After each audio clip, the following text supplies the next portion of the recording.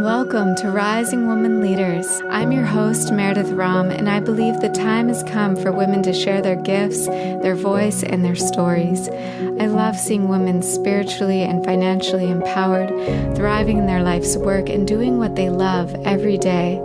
I've gathered a community of women living their dreams to tell us their stories and inspire us to step into more courage, self-love, and feminine leadership.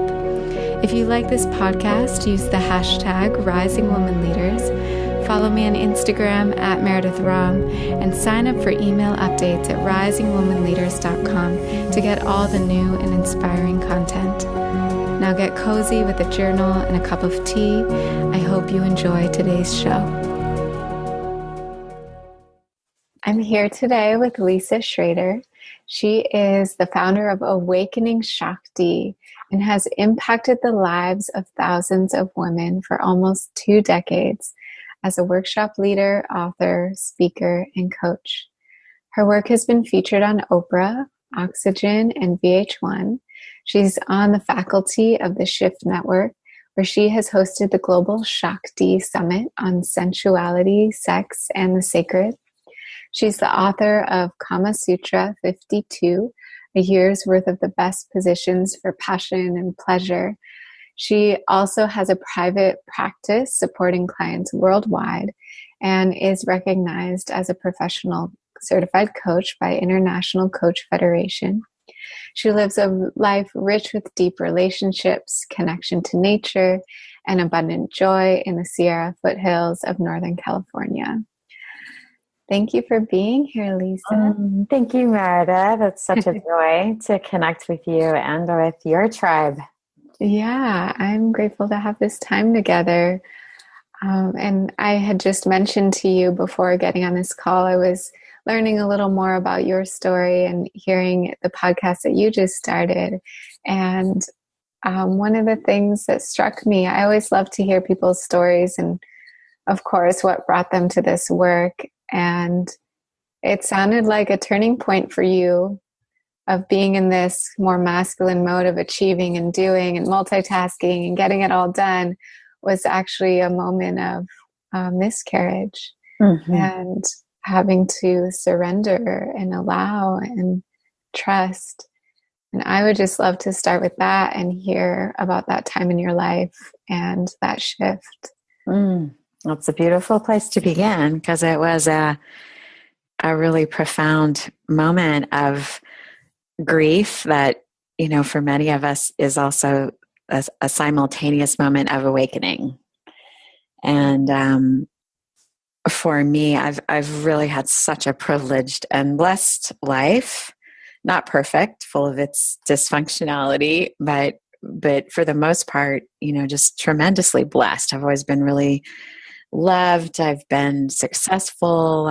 Was raised by, you know, a good feminist mama to, you know, accomplish great things and know that I could do that. And so this moment really in my early 30s where I was pregnant for the second time. I already had a daughter. And I, you know, lost that pregnancy right at the end of the first trimester. And then actually a subsequent, same exact timing, miscarriage a few years later, also right at that same moment at the end of the first trimester, right when you think that you're safe. Both of those experiences were really the first time that I confronted that despite all my success strategies, despite doing everything right, despite always being able to sort of get what I wanted and create the life that I wanted, that there was something clearly, you know, operating in the universe that I didn't have control over, which of course I understood intellectually, but until those moments where that happened, where I had to actually, you know, in both cases, I actually birthed those babies. You know, luckily they were, you know, non-medically invasive, but to actually have to let go, in a very, very physical way of laboring and grieving. It was such a profound moment of surrender and listening and humility and feeling, like to really let my heart completely break open. And as I recovered, particularly from the second one, a really deep moment in my life where I started questioning my sexuality and my relationship to myself as a woman, and my feminine energy. There's nothing like being pregnant with life and going through the birthing process to really ground us out in such a phenomenal way to the animal that we are, and to our connection to life and the elementalness of our human experience, but also the feminine power in that, being one with earth, one with the water, the blood, the tears, the air, the fire, the passion. And so it really was a phenomenal initiation for me into the work that I would, do from there on out in my life, which is really all about helping women awaken their Shakti being their life force energy, their connection to their own sacred feminine, and in particular, how that relates to the body, the heart, and the soul of us as women. And so I am forever grateful for the angels that came that helped me awaken that in me, because had I had 2 more children, I'm sure I would have been at a completely different life trajectory, chasing toddlers around the kitchen rather than asking these, perhaps bigger questions, and really asking, how can I be of service? How can I take what I'm learning and have it be of benefit to other women? So it's it's one of those bittersweet awakening moments. I still miss those babies. I can, even just having the conversation with you, there's instantly emotion that arises for me. And that's a blessing, because there it is, the opportunity to feel my feminine heart and feel my love and feel my sorrow and my gratitude all at the same moment. So they continue to be with me. Yeah. I've heard actually that those babies that, that pass, they stay with you as spirit guides. Yeah.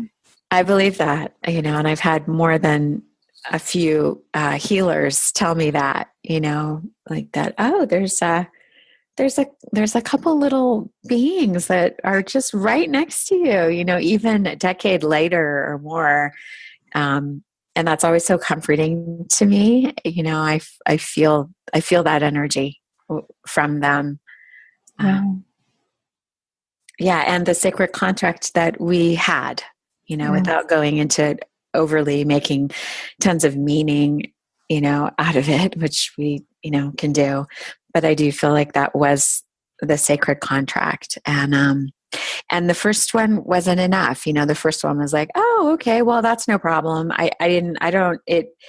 It shocked me, but it didn't knock me off this place that I feel like I needed to be knocked off of, because, it's like, oh, well, it's pretty common to have a miscarriage. It's all right. We'll try again, and then, but the second one was there was a finality to it, particularly because my husband, we're no longer together, but my still beloveds, but he was really clear and started to speak his truth actually to me at the end of the second miscarriage, that he really didn't want any more children. And so it really was this turning point for me where I questioned getting out of the marriage, because I felt so strongly about having more children, but ultimately decided that that wasn't going to be the path, because I was committed to the marriage and committed to him and committed to our family.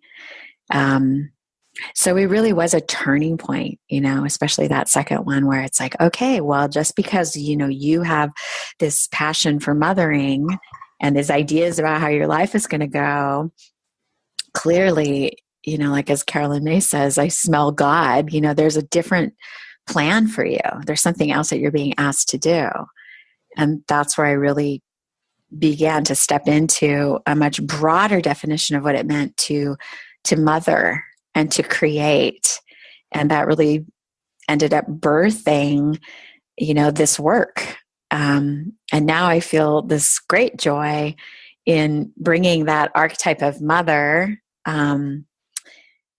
also the archetype of lover and the archetype of leader forward, in my ability to touch, I'm so grateful, thousands of women around the world now, like, oh, wow, okay, that's a whole different game than I was planning on playing. Yes. Yeah. So often we have this plan and this trajectory and what we think, and the universe is like, I got something even more aligned that you can't even imagine. Like you can't even fathom it. You can't. You're making your vision board, and this is something that's not even on your radar yet. So true, right? Have to let go. So true. Yeah. And I'm just curious now in your life. So you mentioned that marriage ended, right? Mm-hmm. And then. And you have one daughter now, or did you end up having more children? No, just that one daughter. Yeah. And that was a 20-year marriage, actually. Mm-hmm. And then I went through, and I'm grateful because my husband and I decided once we kind of got through the recovery of not just that second loss of the baby that we hoped would be, but also then this process of really choosing as a couple what we wanted the rest of our life to look like, which included that piece I just shared about, this very strong difference in vision that we had. So, there was time that it required to recover from that, but pretty quickly we both came also to the realization that, okay, wow, if our sex life wasn't going to be so focused on fertility and children and creating a larger family, which, it had very much gotten focused on that, then what did we want to dedicate it to? Yeah. And we both, I remember toasting on our deck. We lived in a rural area that was right above the Bear River. And I remember vividly standing there, in the year 2001. So it was right after Y2K, which is actually right when the second miscarriage happened, like literally days before Y2K. So it was my own personal meltdown. But a year later, I remember standing there on New Year's Eve with him, with our big flutes of champagne. And we said a prayer and we said, let us discover what it is that our sexuality, wants to be. And we both had this very strong desire to study that and learn about it and dedicate our sexuality, since it was changing, to our awakening, to our pleasure, to our deepening as a couple. And we weren't really sure how that was going to happen, but we said this very powerful prayer. And shortly thereafter, he found some books on tantra, and we found some teachers, and we started experimenting and talking and getting ourselves a little bit educated about this tantric path, and particularly sacred sexuality, and the dynamic play between masculine and feminine. And we started to really see, for example, that I had been carrying a lot of the masculine pole in our relationship. And he was carrying a lot of the feminine pole in a lot of ways in our relationship. And although that was beautiful and we had a lot of equality and sort of brotherhood and sisterhood in our relationship, like a lot of harmony, there was also a lack of passion. We didn't have that sparky energy that we were both really hungry for. And so that really required some deep soul searching and some work and some support and coaching around these patterns that we came into the relationship with, and how those worked in some areas of the relationship, but not so great in the bedroom. And so that was really the beginning of, this whole exploration, which of course I just thought was going to be something that would enhance the marriage and would bring us into, what we wanted in the bedroom, and sort of fix the problems, if you will, that we felt were really broken, and the dissatisfaction and the frustration that we were both having. And it did do that. And as that continued, we began to start sharing more, particularly just with our close friends. People were like, what is going on with you two? You guys are looking really happy and all like juicy again. And what's going on? And so we said, well, we're studying this and that. And that eventually led to just some small evenings where we started teaching and sharing some of the practices. And then eventually that led to more people, wanting to come and learn. And suddenly we found ourselves teaching, just what we were learning. And that just quickly, became the path. It kind of eclipsed the other things, at least that I was doing. He continued to be a doctor in town, but for me, it really shifted my coaching, for example, from coaching, I was mostly coaching male entrepreneurs and executives, to moving much more towards supporting couples and talking about sacred sexuality, and eventually now working predominantly with women. Wow. Yeah. Such a shift that you went through. Right. All of that. Very organically, interestingly enough, like very organically. I love how it started with just people noticing a different light about the two of you and asking questions, and suddenly you're leading a workshop for some friends in the living room, and it's just going from there. I had read that you even were on Oprah with your partner to talk. Exactly. So yeah. I mean, that happened right around the same moment. Yeah. And in fact, I share about that quite a bit on my podcast, which is the first episode. It's the She Source podcast. But yeah, just briefly, because the longer story's there, but just briefly, yeah, it was it was only a few years in, just a couple of years into those sort of small little like living room gatherings that this kind of miracle really happened, where we somehow, our name got to somebody who got it to somebody who got it to somebody who knew about what we were doing. And that resulted in us being selected, I guess, out of literally hundreds of possibilities, to speak about Tantra on the Oprah Winfrey Show, which we did.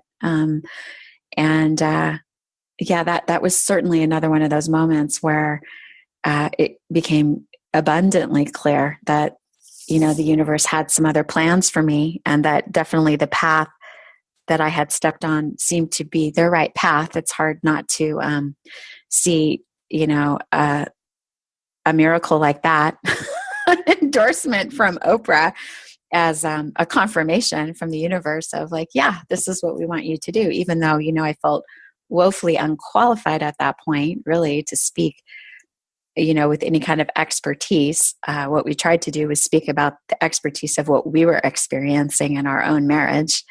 And that's actually served me well in my career, because, Tantra is a whole life path. It's a whole philosophy. It's a whole spiritual path, really. And there's many, many, many different schools.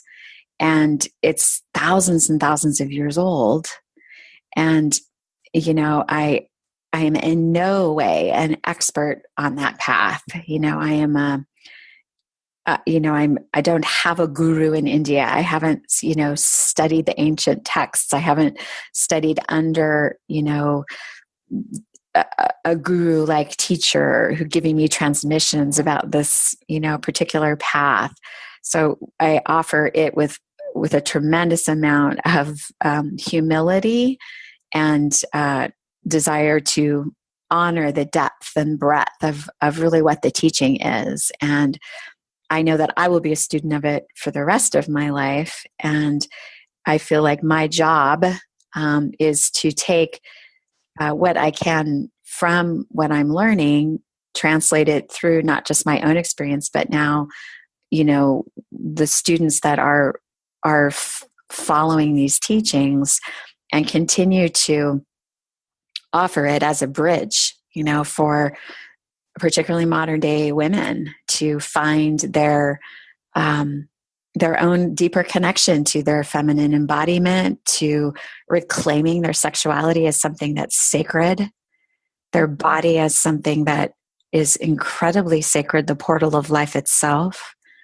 and to connect us more deeply with our core purpose, which is, I believe, love, and to remind us that we are women of soul, we are beings of divinity, and that to me is what awakening Shakti is all about, and that it's such an important moment to bring that forward. And the world is so thirsty for this rebalancing of our masculine and our feminine, our own inner marriage, which is so disastrously off course, frankly, with the ways that we have all been raised inside of, I would say, wounded and hypermasculine paradigms that disregard the feminine and disregard our sacredness and disregard really the portal that our sexuality and our sensuality is to life itself and to enlightenment, whatever that means to us.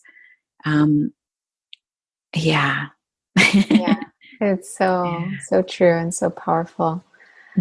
I've been reading a book, a channeled work of Mary Magdalene's teachings.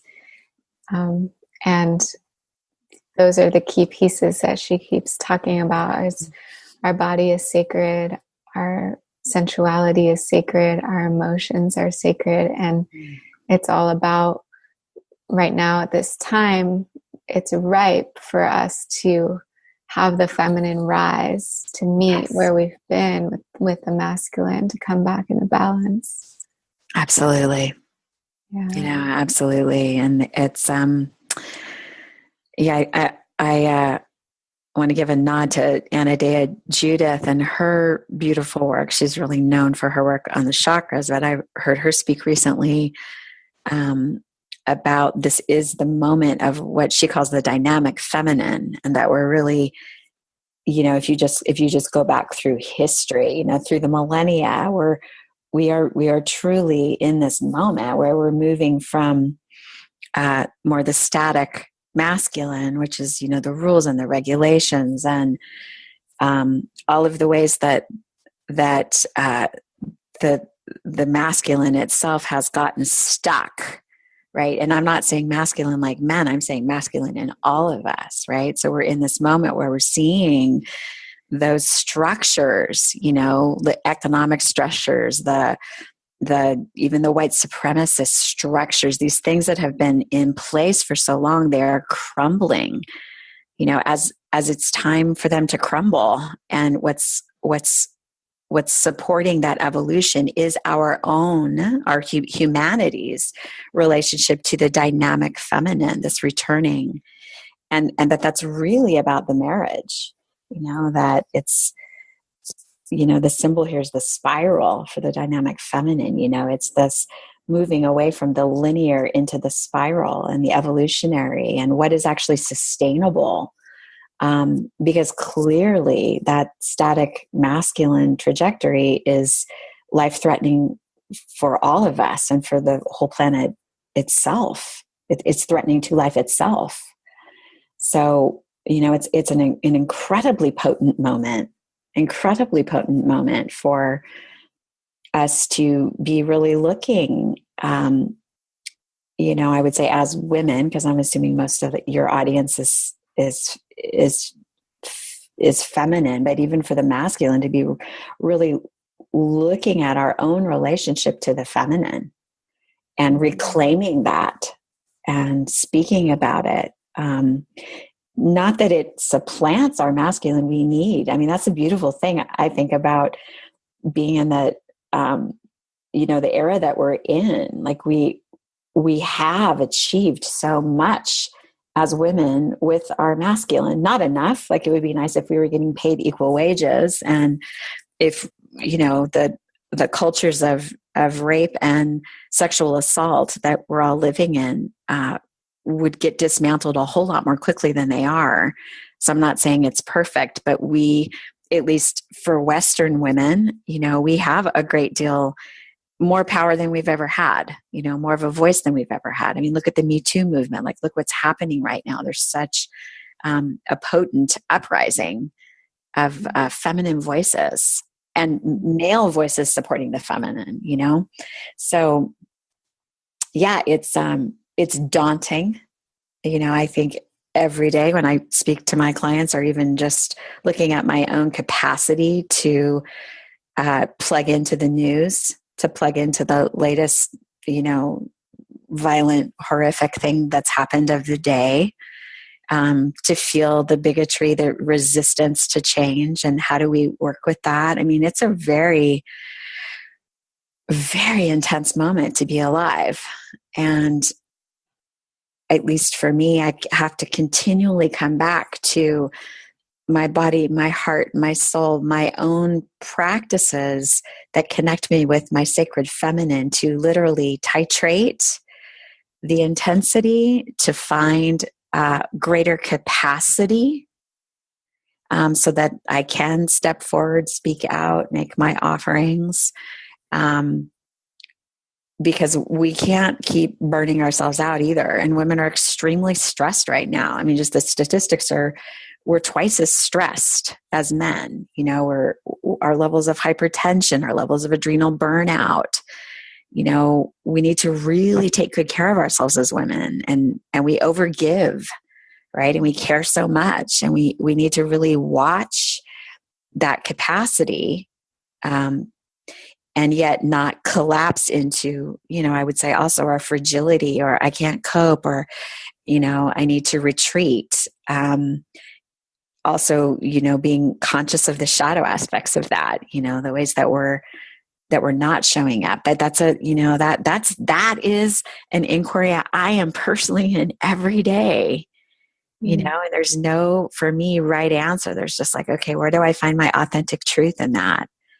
Because we suffer so much from like, I'm just not, that we're never enough. We're never enough. It's so easy to go into this place of like, it's too overwhelming. The problems are too intense. I can't cope with it. Right. But we can, and we can build our capacity for that. And we can find resources, like this beautiful podcast you're offering, where we can just breathe and we can ground in, and we can, hopefully hear something that inspires us, and we can talk to our families and our sisters about that, and we can reach out to the part of the world that we can tend to, that is within our reach. Yes. Yeah. Thank you so much for all of that. Yeah. And I would love to dive into what practices are helping you. And for women listening that are feeling stuck or are feeling like way out of balance, where can they start? Thank you for that invitation. That's great. Like, I would love to just invite everybody listening, if you're able to let us actually practice together. We have time to do that, Meredith? Yeah. Yeah. So I didn't prepare this, but I am very willing and delighted to just drop in to see what's here. So, for me, the first thing that's arising right now is that we've been a lot up in the head, right? We've been talking about concepts and ideas. And so just to maybe notice that and allow ourselves to soften the thought process, the mental process. There's a beautiful model that's very near and dear to me that's called the quaternity.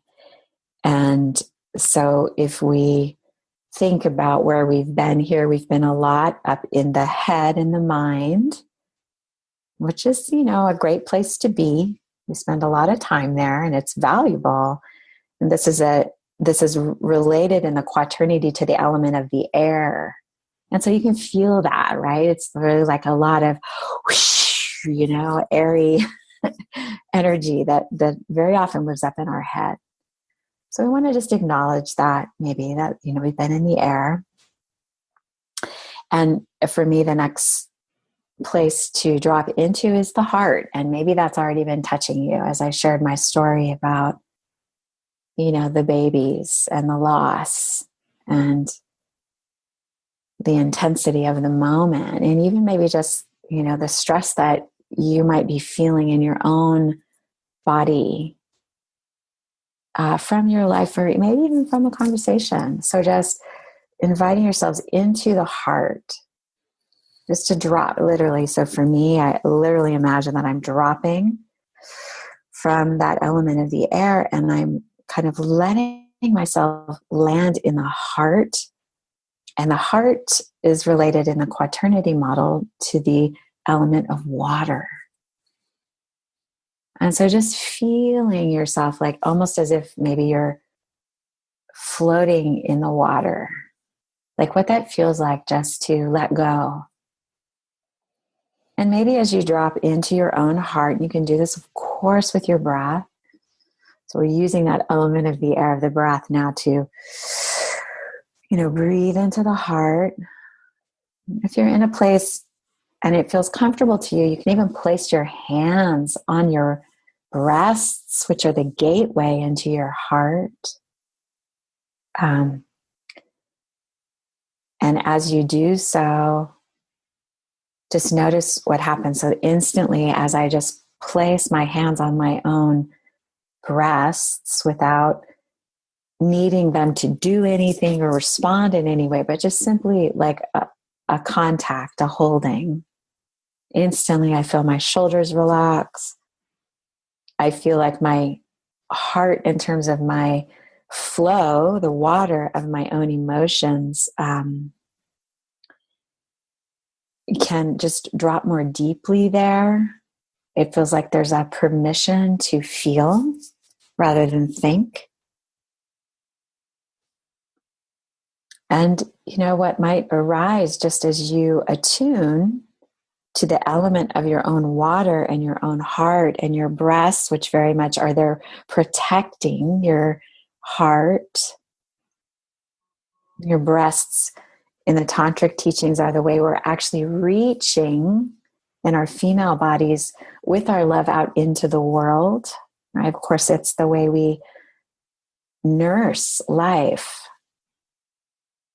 It's literally, through the breast milk to the baby, but also this way that we are reaching out with our love to connect with life, to connect with those we love or what we're passionate about. And then from the heart in our female bodies, this is also a place where we, of course, we could feel appreciation and we can feel gratitude.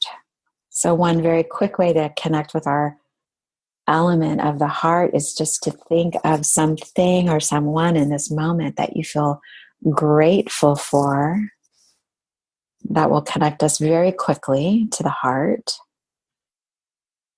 And just taking a moment to not just think about what you're grateful for, but actually to feel that sort of like, thank you. Beloved, for this opportunity, whatever that is, or this person.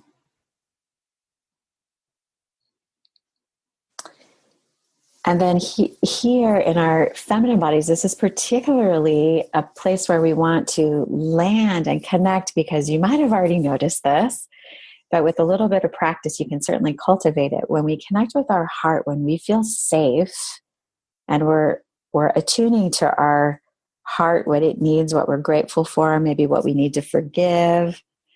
This automatically is connected to our womb space and also our yoni, the portal of life, right? The word that we use in tantra rather than the clinical medical term vagina. Yoni means source place or the dwelling place of life and the goddess. So then here we are, for me, this is really what connects me to the earth element, right? So here we get down into our root system, just like we were a tree. And so feel the earth of you in the quaternity model. This is literally like the bones, the physicality of who you are. And so just allow yourself to just melt and take a couple breaths here into earth, right? Into that which we are standing on, sitting on, that which is holding us all the time, right? In our physical body. And then the deeper we go here into earth, this feeling hopefully of safety or opening or groundedness, then we might start to feel literally the electricity of us. So that might be arising just as a general feeling of sensuality. It might actually be arising as your creative energy or your eros or your erotic energy or your kundalini energy. And of course, this we might think of as the element of fire, the spark of life, right? That orgasmic or joygasmic energy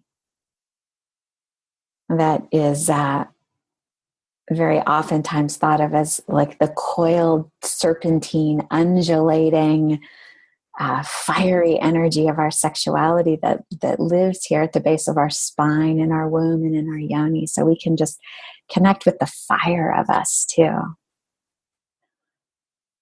And I'm just taking a couple breaths as we begin to move towards completing our practice together, and just allow the element of the air to find its balance in this sacred circle of elements that includes the water element of our heart, the earth element of our root system and our physical body and our bones, and this fire element, which is really of our spirit, the electricity, the light, if you will, of our enlightenment. And the spark of life, that is what goes on forever, right? That thing that we see when somebody is transitioning from life to death, that happens in their very last breath, where they take that light, that soul, and move on to the great beyond, or on to the place where it all comes from. Like that is really for me, what I think of as that fire element,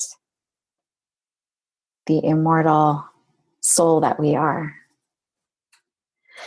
And then, as you're just feeling that, I just want to offer you this, because when we get crazy and when we get overwhelmed, for me, it's really an important practice to come back to realizing that, particularly the mind, when we get crazy, when we're not present, when we're up in the mind, we're in that crazy monkey mind place, or when the water element, we get into fear, right? We get into anxiety, and these things get out of control. They were never designed to figure things out alone, right? They were designed to be in the circle, in the harmony. And so when we get crazy up in the head, too much air, it's so valuable to come back into a grounded breath, into the body, attuning maybe to the heart, attuning to our passion, our light, where we're going, what our soul has to say about it. We live in a culture that cuts us off, right, from the neck down, that thinks that, this element of air, the head, very often associated more with our masculine skills and and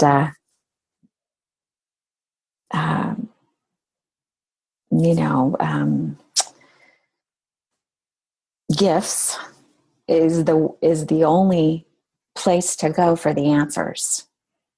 And in a female body in particular, in terms of my commitment to being in my wholeness and in my unity, which is really for me encompassed in this word Shakti, sacred life force energy that is feminine in nature. This comes to us from Sanskrit. This Shakti, she is the power of the universe.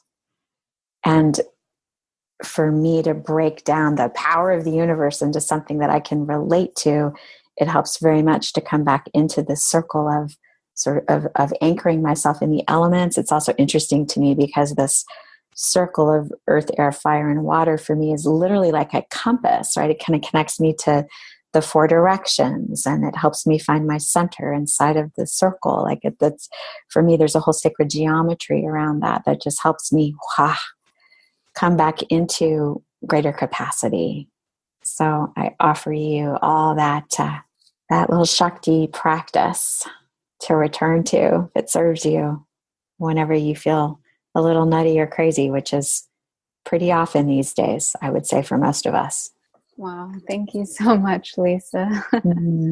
My pleasure. A embodiment. I feel like so much more dropped in and just, really grateful for that. My pleasure. Thank you for the invitation. Yeah. Well, I have a question I want to ask you about growing older. Beautiful. And aging. And I'm getting to see you over video, and I just see this radiant woman in front of me. And I just want to ask about that journey, and also how these practices of maybe the tantra or the sensuality or being in your feminine have supported you in that. I love that question. We could spend a whole podcast on that one.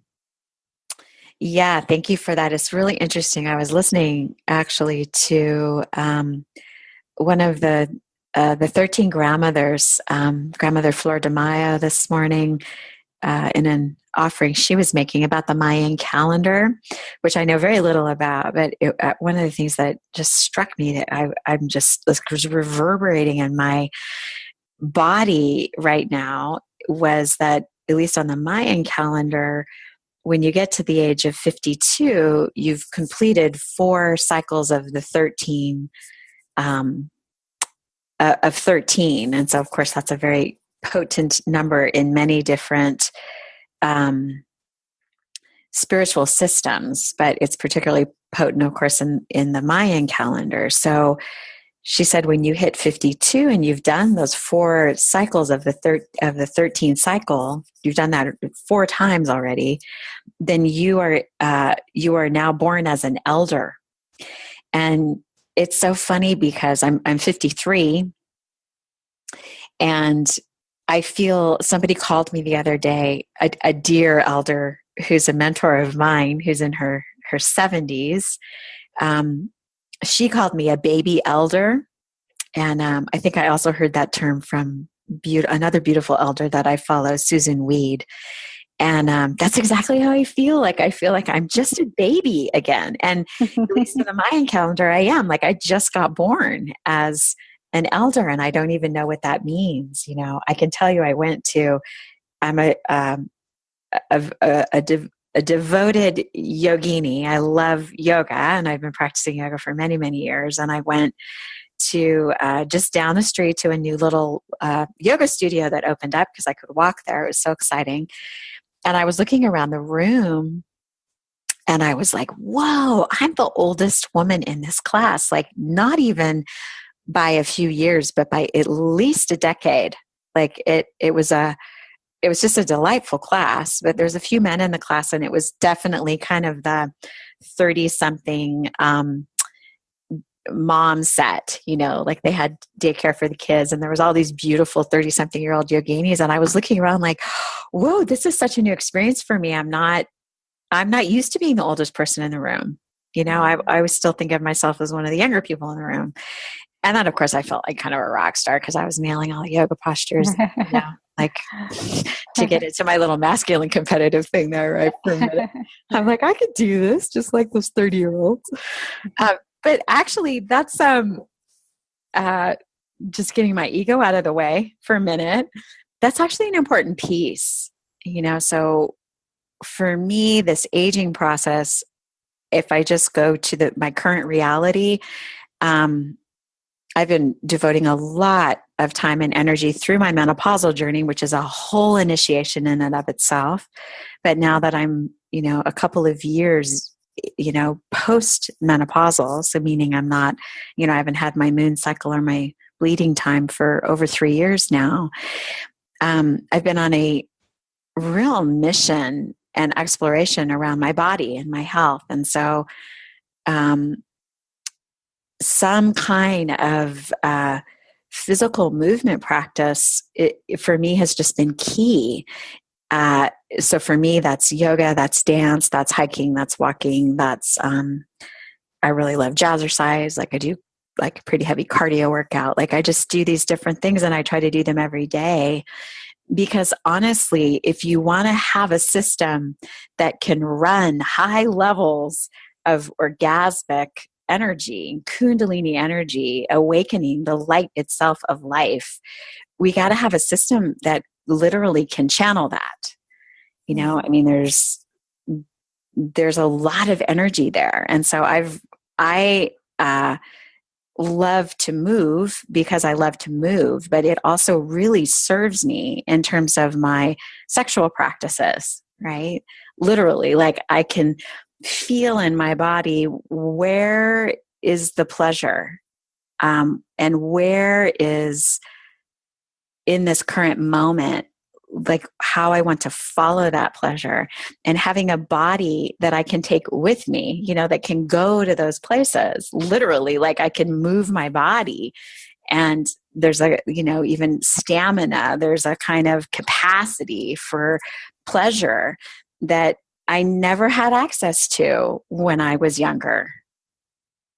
And I think that includes eating as healthfully as possible and as close to nature as possible, and watching the toxins, which I love, but I've really gotten to a place where instead of, alcohol, particularly wine and sugar and carbs that used to be a very normal part of my life are now much more occasional, because I'm noticing so much more connection to what those substances do to not just my physical energy, but how they feed more toxic patterns of not enoughness and limitation, and all the things that are happening mentally. So, I am happy to say that at this point in my life, I'm actually engaged to be married this fall.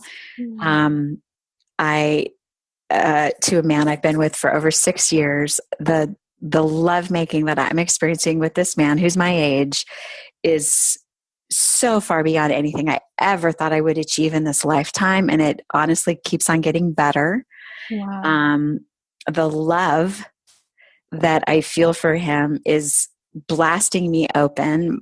I think of myself as a great lover, and he keeps on testing my capacity to receive more love, which is humbling, honestly, to receive that, to be with somebody who recognizes and worships the goddess in me, even though I'm 53 and I have stretch marks and cellulite and extra weight on my body and gray hairs and all of that. Like, none of that actually matters when the candles are lit and we are surrendered into lovemaking and crying with what happens for us in our intimacy. And that doesn't look like the sex I was having in my 20s or 30s. So there's a letting go process, and menopause is a great teacher of that. There's a whole letting go process, and that comes with grief. I mean, I'm not going to lie to you. I'm incredibly vain.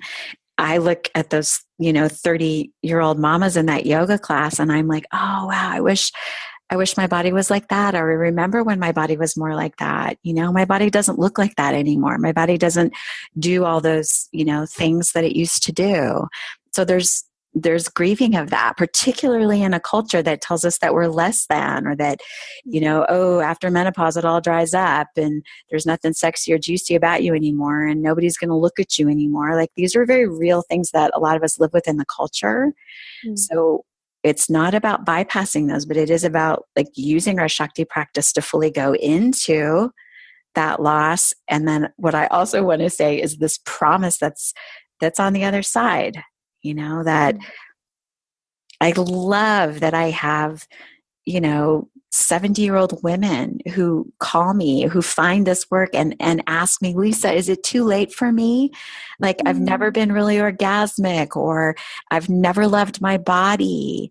Is it too late for me? And I am so grateful for the women that have done this work and that mentor me, who are more orgasmic in their late 70s than they ever have been in their life. That are making love, maybe not like how we used to when we were 20, but are feeling their vibrancy, are feeling their turn on, their sensuality, and then using that Shakti that comes from, our orgasmic nature to write their books or create their nonprofits or, whatever it is that they're out there creating in life. What I want women to know is that this is inside of you. It's not dependent on, the lover of your dreams. I'm grateful that I have one, and I'm not pretending that hasn't had a huge impact. But I also knew this about myself, and I was practicing it before he ever walked into my life.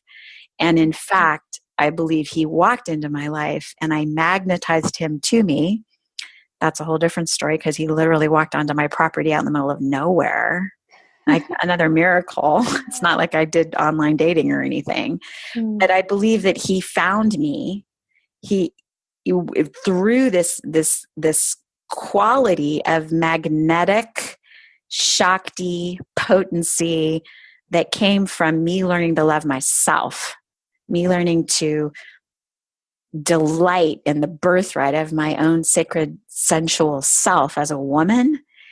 And that just continues to grow in his presence. But his presence in my life wasn't a prerequisite for that. And I want all women to know that, because, again, the culture teaches us, like, you're not necessarily whole unless you have a partner. Of course, it doesn't have to be a male partner, but, the female partner of your dreams. If you're a lesbian person or a bisexual person, or, it's not about our sexual identity, but this idea that, we have to get it from outside of ourselves.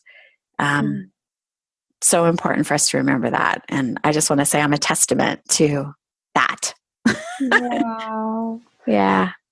Thank you for sharing that. It's just like so much. Yeah, I felt the Shakti in all of that, and so much wisdom. And oh my God, tears came to my eyes when you talked about the 70-year-old women just coming to you saying, is it too late? Is there still time? And of course there is. Yeah. Of course there is. Yeah. This inside of us, and we can access this energy within ourselves and for ourselves and in our own practices, and then use it to bring that juicy love into everything that we do.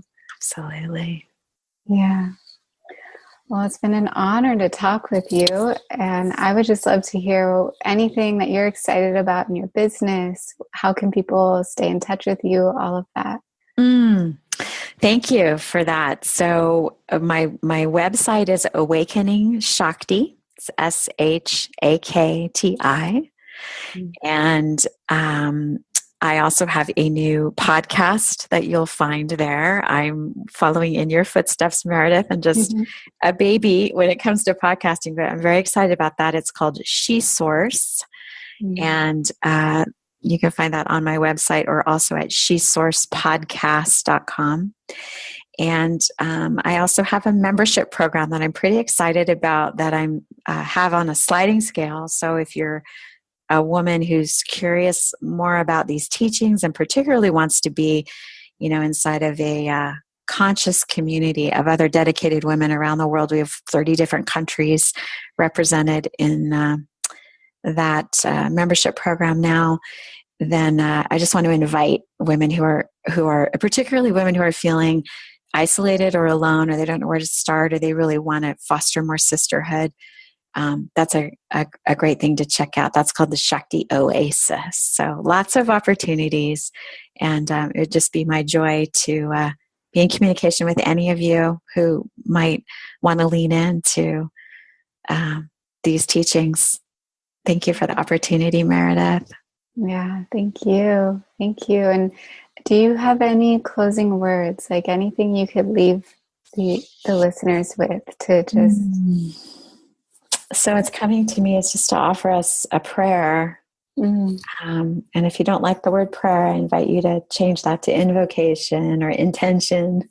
Some of us have conflicted feelings about the word prayer. Let us just intend that we receive whatever the medicine has been that is here, not just from what I've shared, but just in the alchemy of listening, in the beautiful sacred space that Meredith is holding for teachers like me to share, that it literally, whether you understand it or you can conceptualize it or not, that it literally just move into your very cellular structure. And if it's in your highest and best good, that it begin to just show you, teach you, unravel things that no longer serve you, and help you to see where it is that you're being guided,